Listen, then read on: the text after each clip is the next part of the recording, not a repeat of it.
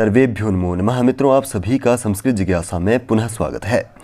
तो मित्रों, हम चर्चा कर रहे हैं पाणिनीय शिक्षा पर, जिसमें हमने अभी तक 25 पद्यों का अध्ययन किया है। आज के इस भाग में हम 26 से लेकर 31 पद्यों को इसमें अध्ययन करेंगे, जिसका मुख्य विषय रहेगा रंग वर्णों का उपदेश। तो चलिए वीडियो को शुरू करते हैं। विद्यारंभं करिष्यामि सिद्धिर्भवतु मे सदा। पाणिनीय शिक्षा के 26 से लेकर 29 या 30 पद्य पर्यंत रंग वर्णों का उपदेश मिलता है। तो रंग वर्ण किसे कहा जाता है? तो वेद में एक प्रयोग मिलता है जिसमें न और म, इन दो वर्णों को ऋत्व होने के पश्चात अनुनासिकत्व हो जाता है, जिसे ही रंग वर्ण कहा जाता है। तो यह प्रयोग किसमें है? वेद में मुख्य तौर पर यह प्रयोग मिलता है, यानी कि जो अपने से जुड़े पूर्ववर्ती स्वर, कैसा स्वर? निरअनुनासिक स्वर को जो अनुनासिक बना दे, उन्हें क्या कहा जाता है? रंग वर्ण कहा जाता है। जैसे कि लोकां अकल्पयन्न, तो यह प्रयोग है, यह द्विमात्रिक ही होते हैं। तो यह भी जैसे कि लोकान अकल्पयन्न, इसके स्थान पर क्या हो जाता है? लोकां अकल्पयन्न। तो इस तरह से यह प्रयोग क्या कहलाता है? रंग वर्ण कहलाता है। तो इसका उपदेश कर रहे हैं। यथा सौराष्ट्रिका नारी तक्रं इत्यभिभाषते एवं रंगाः प्रयोक्तव्याः खेअरां इव खेदया। तो इस तरह से इन्होंने वर्णन किया है कि यथा सौराष्ट्रिका नारी, यानी कि जिस प्रकार से सौराष्ट्र नामक स्थल पर निवास करने वाली नारी या स्त्री तक्रम, तक्रम इसके स्थान पर, तक्रम यानी यह कैसा है? निरनुनासिक है। तो इसके स्थान पर वह तक्रं इस तरह से प्रयोग करती है। उसी प्रकार हमें एवं रंगाः प्रयोक्तव्याः, ऐसे ही हमें रंग वर्णों का भी प्रयोग करना चाहिए या उच्चारण करना चाहिए, जिसका उदाहरण दिया है खेअरां इव खेदया। तो यह वेद का इन्होंने मंत्र दिया है, खेअरां इव खेदया। इस तरह से इसका प्रयोग करना चाहिए, किनका? रंग वर्णों का। तो यह कह रहे हैं कि जिस तरह से सौराष्ट्र की जो नारी है वह निरनुनासिक तक्रम के स्थान पर तक्रं ऐसा अनुनासिक प्रयोग करती है, वैसे ही हमें रंग वर्णों का भी प्रयोग करना चाहिए, जिस तरह से यहाँ पर यह उदाहरण दिया गया है खेअरां इव खेदया। तो रंग वर्ण क्या होता है, इस पर मैंने चर्चा की है। और न और म, इन दोनों को ऋत्व होने के अनंतर अनुनासिकत्व का विधान होता है, जिसे ही रंग वर्ण कहा जाता है। तो यह क्या करते हैं? अपने से पूर्ववर्ती स्वर जो निरनुनासिक है, उसके स्थान पर यह अनुनासिकत्व बना देते हैं। जैसे कि लोकां अकल्पयन्न, यह प्रयोग है। इसके अतिरिक्त बहुत सारे ऐसे प्रयोग आपको देखने को मिलेंगे। यह दो प्रकार के होते हैं, जिसके विषय में लोमेश शिक्षा में इसका वर्णन किया गया है। रंगस्तु द्विविधो ज्ञेयः स्वर परो व्यंजन परः, स्वर से परे हो या व्यंजन से परे हो। यह दो प्रकार के उन्होंने रंग वर्णों के बारे में बतलाया है। कैसे? पहला स्वर परो, यानी स्वर पर में स्वर के पर में रहने वाला, और व्यंजन परः, व्यंजन के पर में रहने वाला। तो इसका उदाहरण क्या मिला है? लोकां अकल्पयन्न। इस तरह से बहुत सारे उसके उदाहरण हैं आगे, जिसका यह वर्णन करने वाले हैं। तो अगला श्लोक है, रंग वर्णम प्रयुंजीरन नो ग्रसेत पूर्वमक्षरम दीर्घस्वरम प्रयुंजीयात पश्चान्नासिक्यमाचरेत। अब यहाँ पे रंग वर्ण जो है उनकी मात्राएं वर्णन किया गया है कि रंग वर्णम प्रयुंजीरन पूर्व अक्षरम न ग्रसेत, पूर्वम अक्षरम न ग्रसेत, दीर्घम स्वरम प्रयुंजीयात नासिक्य आचरेत। यानी कि रंग वर्ण का, यानी जो अपने से पूर्ववर्ती स्वर को जो अनुनासिक बना दे, ऐसे रंग वर्ण का प्रयोग या उच्चारण ऐसे करना चाहिए जिससे रंग वर्णम प्रयुंजीरन कैसे करना चाहिए? नो ग्रसेत पूर्वम अक्षरम, जिससे पूर्व वाला जो अक्षर है वह अस्पृष्ट ना हो जाए या वह ग्रसित ना हो जाए। इस तरह से हमें किसका प्रयोग करना चाहिए? रंग वर्ण का प्रयोग करना चाहिए। जैसे कि खेअरां, तो यहाँ पे र में जो आ है उसका यहाँ पर ह्रास नहीं होना चाहिए। तो कैसे प्रयोग होगा? खेअरां, तो इसकी भी पूरी मात्रा ली जाएगी, उसके बाद इनका प्रयोग होगा। तो इससे क्या होना चाहिए? पूर्व वर्ण ग्रसित नहीं होना चाहिए, ऐसा नहीं होना चाहिए खेअरां। तो इससे जो है पूर्व वर्ण का यहाँ पर ह्रास हो जाता है। तो कैसे उच्चारण होगा?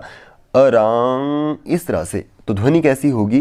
ध्वनि होती है जैसे कांस्य पात्र से जैसी ध्वनि निकलती है। तो वैसे ही यहाँ पर कहा जा रहा है कि रंग वर्ण का प्रयोग इस तरह से करो जिससे पूर्व जो वर्ण है वह ग्रसित ना हो जाए। तो पहला तो इन्होंने यह बात कही, तो कैसा कहा, दीर्घ स्वरम प्रयुंजीयात, पहले दीर्घ स्वर का प्रयोग करना चाहिए और पश्चात फिर हमें नासिक्य का प्रयोग करना चाहिए। तो यहाँ पर कैसे, अरांग, इस तरह से यह प्रयोग बता रहे हैं। पहले दीर्घ स्वर का प्रयोग करो, उसके पश्चात ही हमें नासिक्य जो हमारा अनुनासिक प्रयोग है उसका प्रयोग हमें करना चाहिए। कैसे, अरांग, इस तरह से रा भी पूरा हो, उसी तरह इसके ऊपर जो हमारा रंग वर्ण है वह भी इसमें पूर्ण हो।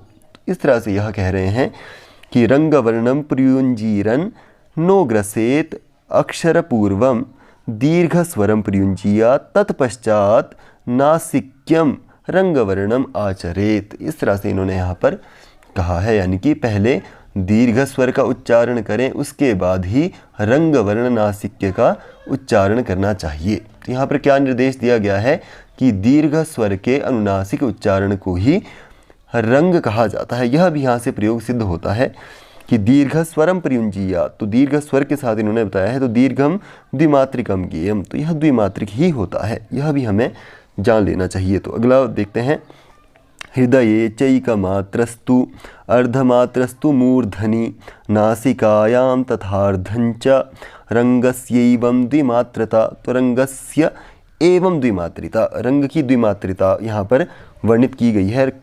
तो जो रंग वर्ण होते हैं वह कैसे होते हैं, द्विमात्रिक होते हैं, यह इन्होंने सिद्ध किया है। कैसे द्विमात्रिक हुए, तो हृदये च एकमात्रः तु, यानी कि हृदय से, यानी कि जो हमारा हृदय भाग है उससे एक मात्रिक का उच्चारण होता है।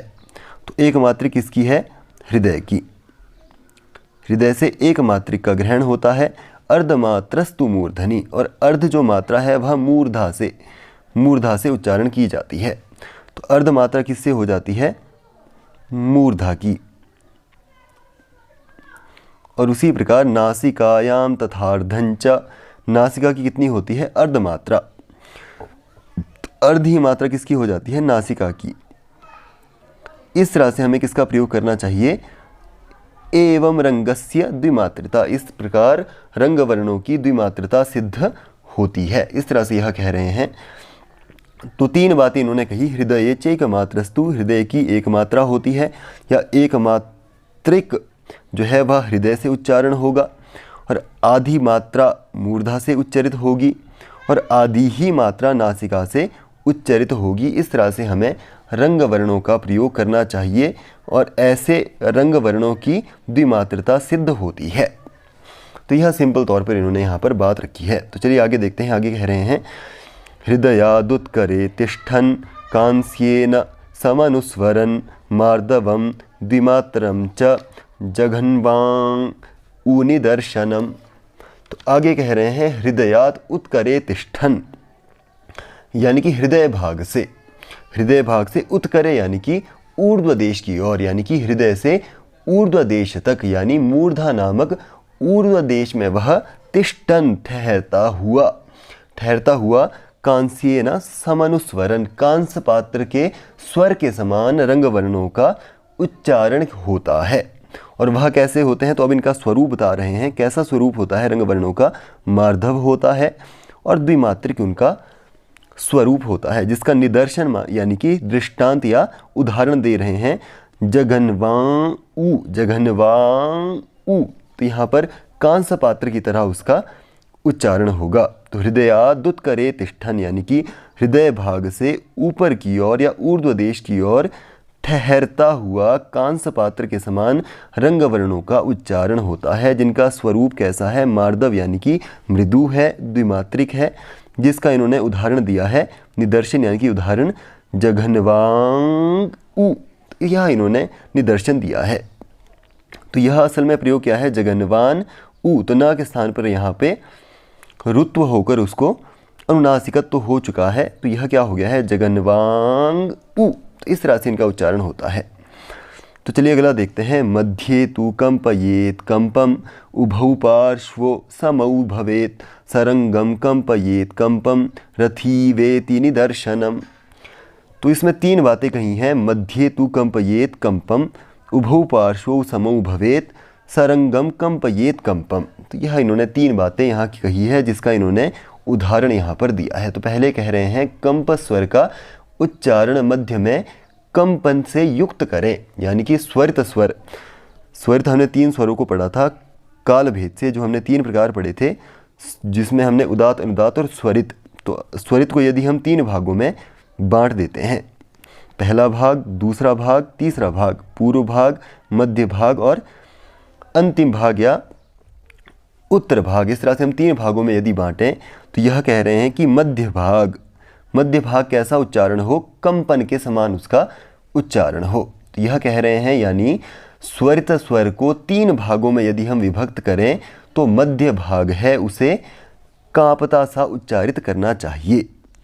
तो यह स्वरों के बारे में बता रहे हैं कि जो मध्य भाग है उसका उच्चारण कैसा हो, कंपन के समान हो, कैसा, दीर्घ जो भाग हो। आगे कह रहे हैं उभौ पार्श्वौ समौ भवेत। उभौ यानी कि जो पूर्व और यह पश्चात पक्ष है, इन दोनों का समान उच्चारण होना चाहिए। सरंगम कंपयेत कंपम, यानी कि रंग के साथ, रंग वर्णों के साथ कंप स्वर का उच्चारण करें, यानी कि रंग सहित कंप वर्ण आए तो उनका कांपता सा उच्चारण हमें करना चाहिए, जिसका निदर्शन या दृष्टांत दिया गया है रथीव। तो रथीव के समान, तो रथीव को हम लेंगे तो रथीव यह प्रयोग है। इसमें क्या कहा, मध्ये तु कंपयेत कंपम, जो मध्य भाग है, कैसा, दीर्घ जो यह मध्य भाग है, जो यह स्वरित भाग है, वह कैसा उच्चारण हो, कांपता सा, रथी, इस तरह से कांपता हुआ इसका उच्चारण हो। और उभौ पार्श्वौ समो भवेत, उभौ यानी कि पूर्व और यह पश्चात, अवसान जो यह भाग है वह समो यानी कि समान उनका उच्चारण हो, रथीव, तो र के समान व का उच्चारण यहाँ पर हुआ है। सरंगम कंपयेत कंपम, यानी रंग वर्ण के साथ कंप स्वर का उच्चारण करें, यानी रंग सहित कंप को कैसा उच्चारण करें, कांपता हुआ सा उच्चारण करना चाहिए। तो यह यहाँ पर निर्देश दिया गया। यदि यहाँ पर रंग वर्ण होता तो उसका कैसा उच्चारण होना चाहिए था, कंपन के समान उसका उच्चारण होना चाहिए। किसके साथ हो, तो वह कंप वर्ण के साथ, यानी कि स्वरित, यह मध्य जो स्वरित वर्ण है उसके साथ यदि रंग वर्ण हो तो उसका इसके समान ही उच्चारण होना चाहिए, कैसा, रथीव। तो इस तरह से उसका उच्चारण होना चाहिए कंपन के समान। ऐसा इन्होंने यहाँ पर रथीव यह दृष्टांत दिया है। तो अंतिम श्लोक है एवं वर्णा प्रयोक्तव्या नाव्यक्ता न च पीडिताः सम्यक वर्ण प्रयोगेन ब्रह्मलोके महीयते। एवं वर्णाः प्रयोक्तव्याः, हमें वर्णों का प्रयोग इस तरह से करना चाहिए या वर्णों का उच्चारण इस तरह से करना चाहिए, न अव्यक्ता, न वह अव्यक्त हो यानी कि ना उनका ह्रास हो। ह्रास से यहाँ पर अर्थ है ना वह अस्पृष्ट रहे, यानी कि उनका उच्चारण ही ना हो जिससे अर्थ ग्रहण करने वाले को उसकी ध्वनि ही नहीं आएगी।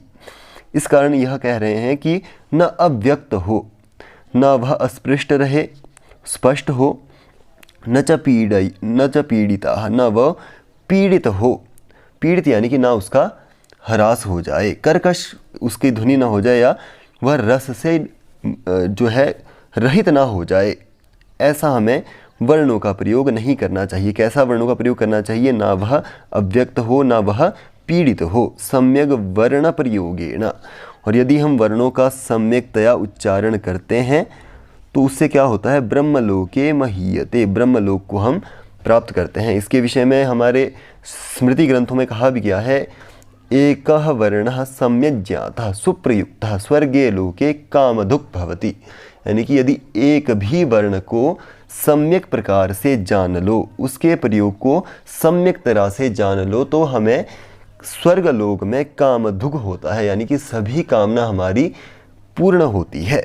एक भी वर्ण को यदि हम उसके प्रयोग को, उसके स्वरूप को अच्छे से जान ले तो क्या हो जाता है, हमें स्वर्ग की प्राप्ति हो जाती है। ऐसा विधान इन्होंने किया है। तो आज की वीडियो में इतना ही। उम्मीद करता हूँ वीडियो पसंद आई है। यदि आपको वीडियो को पसंद आई है तो वीडियो को लाइक करें, मित्रों को शेयर करें, और चैनल इंपॉर्टेंट लगता है तो चैनल को सब्सक्राइब जरूर करें। मिलते हैं अगले भाग में, तब तक के लिए धन्यवाद।